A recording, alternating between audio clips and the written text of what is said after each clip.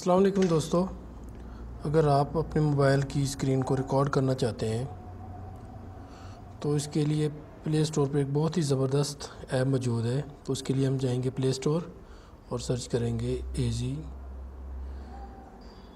Screen recorder. Install कर लें और इसको ओपन करें। अगर आप इसको ओपन करें तो आपको इसके अंदर बहुत सी ज़बरदस्त फीचर्स मिलते हैं। अगर मैं इसकी सेटिंग में जाता हूं तो इसके अंदर जो फीचर्स हैं उनमें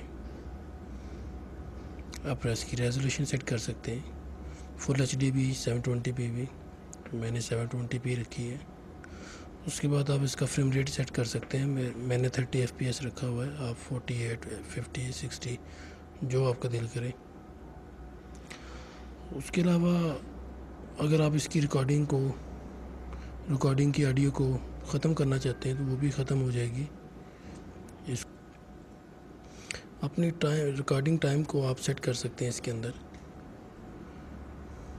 अगर बात करें इसकी रिकॉर्डिंग की तो उसके लिए जस्ट आपको ये कैमरा बटन पे क्लिक करना है। 30 सेकंड आपसे मांगेगा और उसके बाद आपकी वीडियो रिकॉर्डिंग शुरू हो जाएगी। उसी तरह इसको आप ऐसे स्टॉप भी कर सकते हैं।